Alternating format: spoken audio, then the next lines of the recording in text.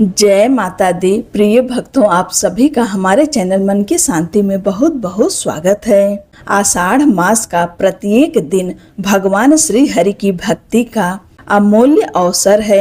इस पावन मास की महिमा का वर्णन करते हुए आज हम आषाढ़ महात्म के 15वें अध्याय का श्रवण करेंगे।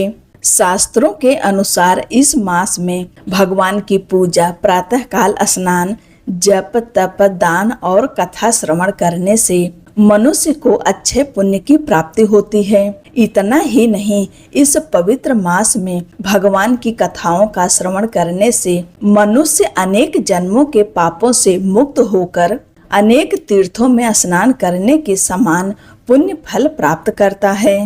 आइए सभी सांसारिक चिंताओं को छोड़कर पूर्ण श्रद्धा, भक्ति और एकाग्र मन से आषाढ़ महात्म के 15वें अध्याय की इस दिव्य एवं कल्याणकारी कथा का श्रवण करें। भगवान श्री हरि विष्णु की कृपा हम सभी पर सदैव बनी रहे।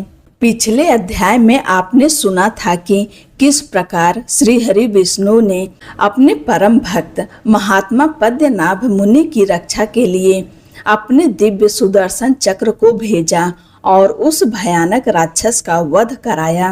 लेकिन शास्त्रों में कहा गया है कि जब स्वयं भगवान या उनके दिव्य अस्त्र किसी जीव का वध करते हैं, तब वह जीव भी मोक्ष का अधिकारी बन जाता है। ऐसे में उस राक्षस का पूर्व जन्म क्या था, वह कौन था और किस कारण उसे राक्षस योनि प्राप्त हुई, यही जिज्ञासा नैमिषारण्य में विराजमान ऋषियों के मन में उत्पन्न हुई।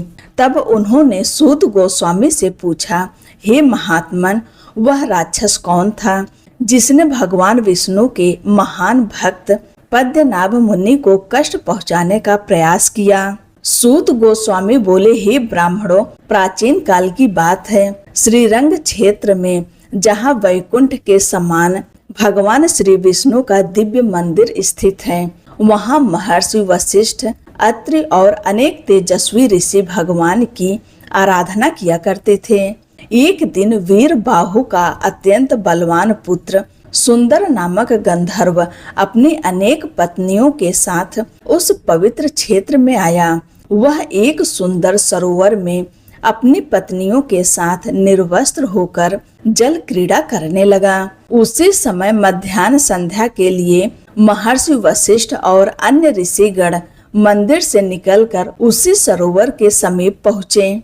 ऋषियों को देखते ही वहां उपस्थित सभी स्त्रियां लज्जा के कारण तुरंत अपने वस्त्र धारण कर अपने शरीर को ढकने लगीं, किंतु सुंदर गंधर्व अहंकार वश उसी प्रकार निर्वस्त्र खड़ा रहा। उसकी यह निर्लज्जता देखकर महर्षि वशिष्ठ अत्यंत क्रोधित हो गए। उन्होंने कहा, हे सुंदर, तूने ऋषियों के समक्ष भी लज्जा नहीं की, इसलिए मैं तुझे श्राप देता हूँ कि तू राक्षस योनि को प्राप्त हो।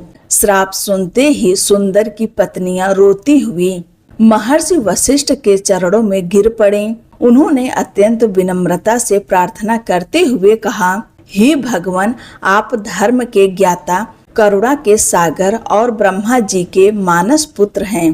पति ही स्त्री का सबसे बड़ा आभूषण होता है। पतिहीन स्त्री का जीवन अत्यंत दुखमय हो जाता है। कृपया करके पति पर दया कीजिए। एक अपराध को क्षमा करना तो महापुरुषों का स्वभाव होता है। उनकी करुण पुकार सुनकर महर्षि वशिष्ठ का हृदय द्रवित हो गया। उन्होंने कहा, मेरा श्राप कभी निष्फल नहीं हो सकता, किंतु इसके उद्धार का एक उपाय अवश्य है। उन्होंने आगे कहा, आज से 16 वर्ष बाद यह राक्षस रूप धारण किए हुए वेंकटाचल पर्वत पर स्थित पवित्र चक्र तीर्थ पहुँचेगा। वहीं भगवान के महान भक्त महायोगी पद्मनाभ मुनि निवास करते हैं। जब यह उन्हें भक्षण करने के लिए आक्रमण करेगा, उसी समय भगवान श्री विष्णु का दिव्य सुदर्शन चक्र प्रकट होकर इसका मस्तक काट देगा। उसी क्षण यह श्राप से मुक्त होकर पुनः अपने गंधर्व स्वरूप को प्राप्त करेगा और स्वर्ग लोक लौट जाएगा। इतना कहकर महर्षि वशिष्ठ वहां से चले गए। समय बीतता गया। सुंदर राक्षस रूप में पृथ्वी पर भटकता रहा। घूमते घूमते एक दिन वह वेंकटाचल पर्वत स्थित चक्र तीर्थ पहुंचा। तब तक श्राप के पूरे 16 वर्ष भी समाप्त हो चुके थे। जैसे ही उसने पद्मनाभ मुनि को देखा, वह उन्हें खाने के लिए अत्यंत वेग से उनकी ओर दौड़ा। संकट की उसी घड़ी में पद्मनाभ मुनि ने भगवान श्री विष्णु का स्मरण करते हुए उनकी स्तुति की। भक्त की पुकार सुनते ही भगवान श्री हरि ने अपने दिव्य सुदर्शन चक्र को उनकी रक्षा के लिए भेज दिया। देखते ही देखते सुदर्शन चक्र ने उस भयानक राक्षस का मस्तक धड़ से अलग कर दिया। उसी क्षण उसका राक्षसी शरीर समाप्त हो गया और उसने पुनः अपना दिव्य गंधर्व स्वरूप धारण कर लिया। स्वर्ग से एक दिव्य विमान वहां आ पहुंचा। देवताओं ने उस पर पुष्प वर्षा की। सुंदर ने हाथ जोड़कर भगवान के सुदर्शन चक्र को प्रणाम किया। फिर महात्मा पद्मनाभ मुनि के चरणों में भी नमन किया और उनकी आज्ञा लेकर पुनः स्वर्ग लोक लौट गया।